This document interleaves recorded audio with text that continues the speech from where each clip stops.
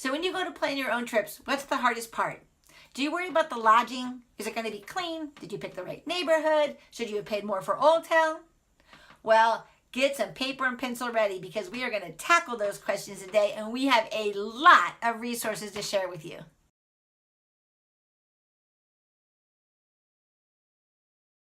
Welcome to video number 2 of our 3-part series, Secrets Unveiled. If you missed our first video, that was all about guides yesterday, and you can go find it on our Facebook page, Rare Finds Travel. It was good. It was all about how to find these personal guides and also what kind of experiences that you can arrange with them that can make your trip so much more special. But today it's all about lodging, sites to find specialty lodging that's off the beaten path, that's unique, that's historic, where there's a certain special charm, where when you wake up in the morning and look around, you'll say, I am not at home anymore. I started planning travel for my own family 30 years ago, and I've been doing this as a business for almost 20 years. I have stored up this incredible bank of knowledge because I have actually gone and done trip after trip. I have photographed the hotels. I have vetted the guides. Now, that is great for me to use when I do custom planning for my private clients, but I realized that that's not how family travel works. You're not going to go to Alaska to do a reconnaissance mission and then go back and take your family. But I have, from my work over the years, found some services that I really trust. And today I'm going to share them with you. By you using them for your own travel, you're going to be able to find some really interesting overnights, and you're going to be able to avoid those mainstream hotels because I don't know about you, but we just don't travel like that. So let's get started. Today we're going to start with private rentals like Airbnb and also some lesser ones that you probably don't know about, and a few of my favorite boutique hotels too. And then we're going to go into exploring heritage properties, a great category, monasteries and homestays, a lot of boat stays, and glamping. So Airbnb. Most of us have heard of Airbnb and already use it. For those of you who are not quite sure still, Airbnb is that online site where homeowners, can list their property for rent. And a traveler can go on and book it just like they would a hotel room. And it can be a room in someone's home, or it can be the entire home. And you can do it for one night, or you can do it for a week or longer. So Airbnb is a place where you can find some really interesting properties, like this treehouse in the Adirondacks that I stayed at last summer. I was hosted by the builder, who's an artisanal furniture maker, and I was just surrounded by hot springs and waterfall hikes. It was a great setup. And I promise you, if you dig, you too can find a really interesting lodging for your next vacation. And you can often save an awful lot of money. One time I found a huge apartment overlooking the bay in San Francisco in the Marina District, and I had my whole family there, and I saved so much money compared to a hotel. But you know, I've had clients stay at penthouses in Rome, private islands in Central America, chic little apartments in Barcelona, or even, you know, little flats in the West Village in New York City. So if you still have questions about Airbnb, then you just shoot me an email at melanie@rarefindstravel.com, and I'll send you our Airbnb primer, and then you'll be up to speed in no time. You've probably heard of Airbnb and its counterparts, VRBO and Flipkey. But have you heard of One Fine Stay? One Fine Stay works the same way, where you're renting out a private residence. But these properties tend to be more high-end. There's not as many of them. They're located only in about a dozen cities here in the US and a couple in Europe. And you tend to get less variety. You're not likely to find a treehouse on One Fine Stay. And I did think about that because I've had some very fine stays in treehouses. So maybe that'll change over time. But if you're looking for something that's hand-picked, then One Fine Stay prides itself on curating properties based on their space, character, and comfort. The next category is villa rental companies, and there are a lot of them. Quality Villas, Villas of Distinction, Rent a Villa, Only Provence. I could keep going. But there are two things I want to point out. The first is about cost. There's an illusion that it's going to be super expensive, so people don't even look at them. And some of them are very pricey. But the fact is, if there are 2 or 3 families traveling together for a trip, then actually splitting a villa can be a lot more affordable. And even if you are paying for the entire trip, say you are bringing together 3 generations, and so you're treating your parents, and then obviously you're paying for your kids too. Even if you're paying for all of it, think how much less it would be to pay for the villa than to pay for hotel rooms for each one of these individual parts of your party.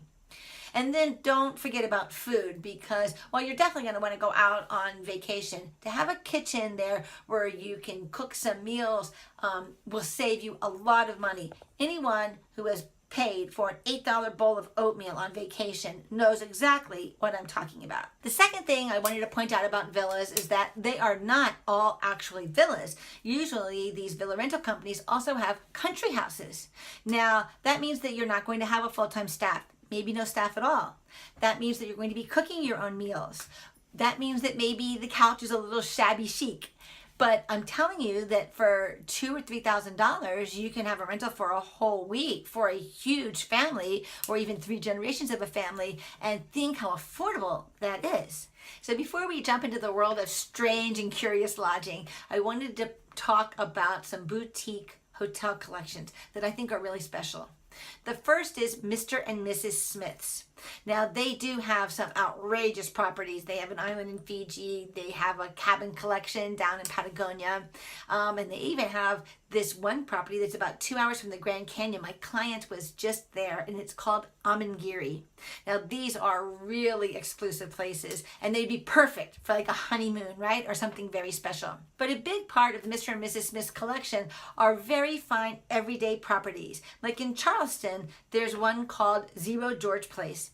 And it has this big front porch lined in a colonnade, and its rates are $280 a night. A second collection that you should really know about is Great Small Hotels. They are a collection of really giant historic mansions, like the Marshall Slocum House in Newport, Rhode Island. And they're not expensive, $169 a night that is, in low season.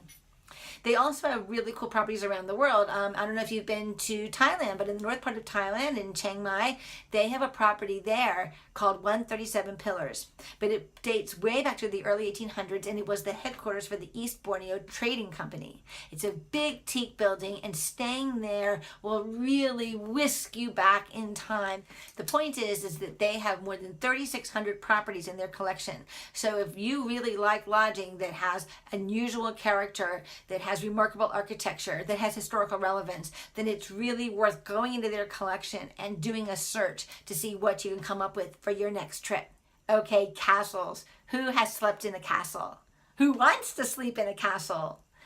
Celtic castles then would be a really good link for you to remember. They have properties all through England, Scotland, and Ireland, and they're all very different. Some of them run as hotels, which means that you can stay in one room there while the rest of the rooms are rented out to other people on the same night.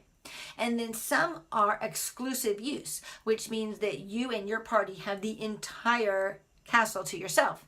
Often this can be kind of expensive, and it usually does come with full staff, and often you're paying for catering too at these places because they're so remote that it's not possible for you to be going and having dinner or breakfast somewhere in like a nearby village, because these are castles in the countryside of the UK. But there are some of these Celtic castles that are what they call self-catering. That means that you'll have little or no staff. That means that you're going to be cooking your own meals. But that also means that it's a lot more affordable, and that you still get to stay in this really incredibly cool, often medieval building.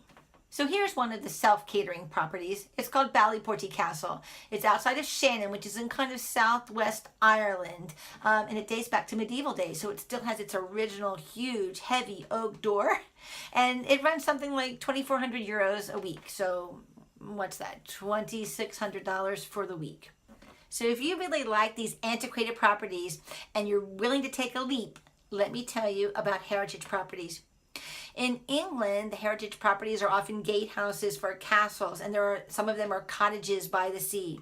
But in the Isle of Jersey, some of them are even more remote. And there's one that I just love called Seymour Tower. It actually was built in 1782 to ward off British attacks. So you get this little history lesson squeezed into your vacation.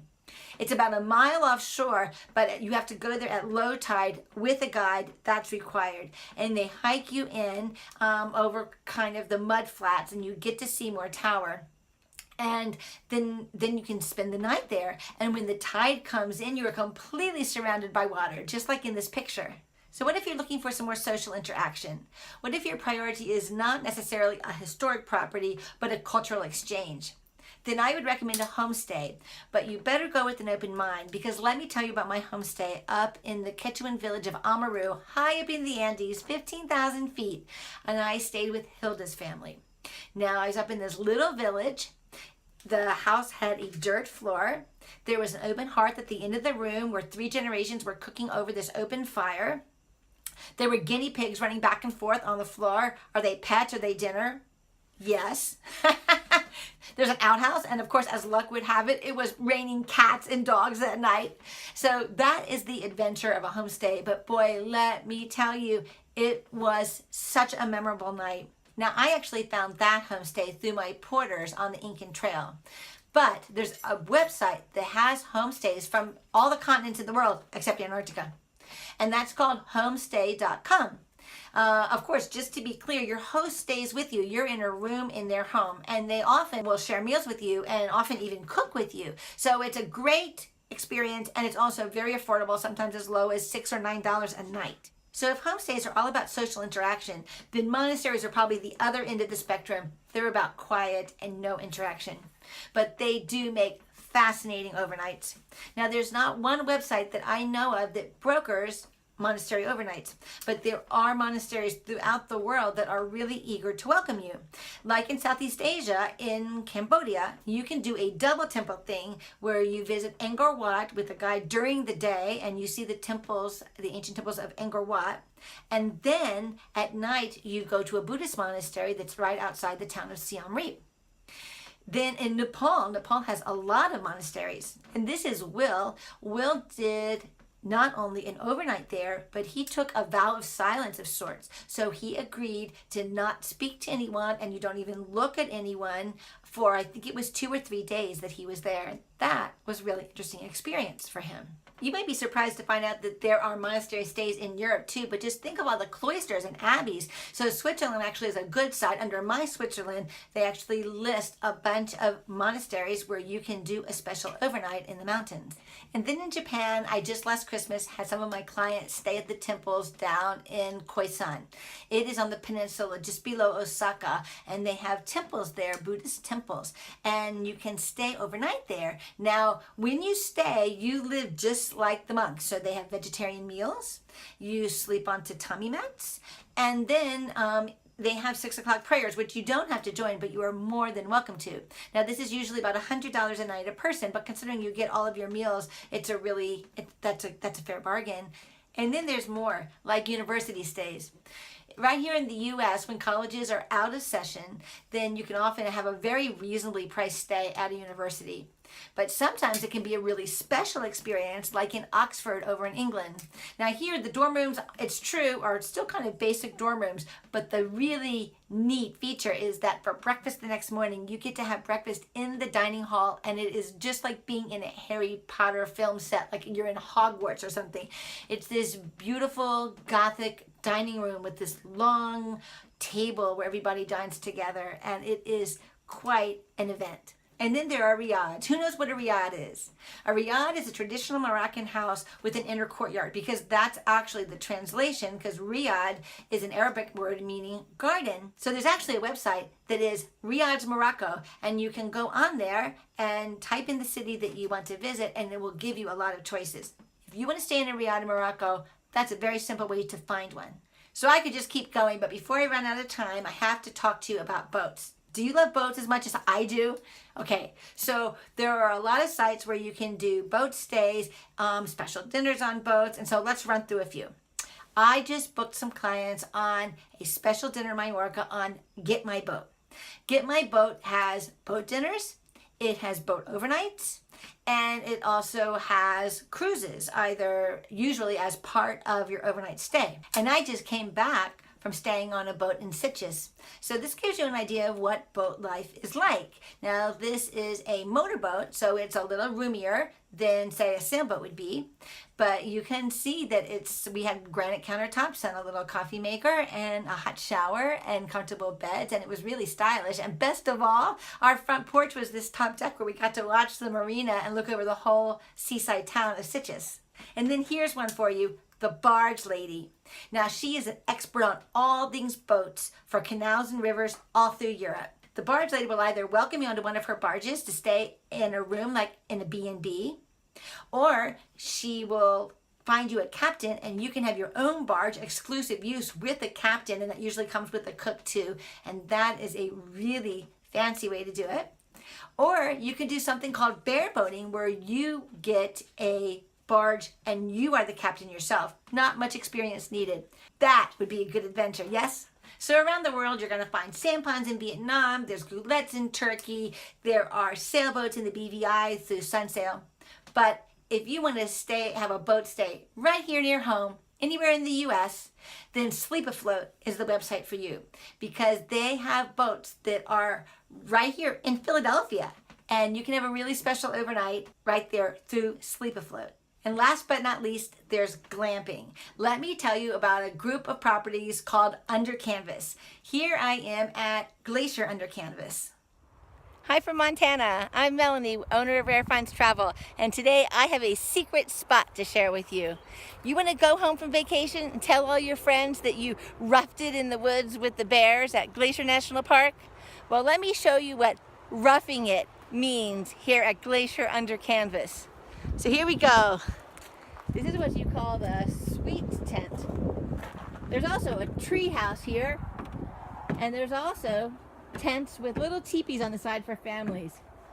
But here you are, and as you go in, what a nice spot.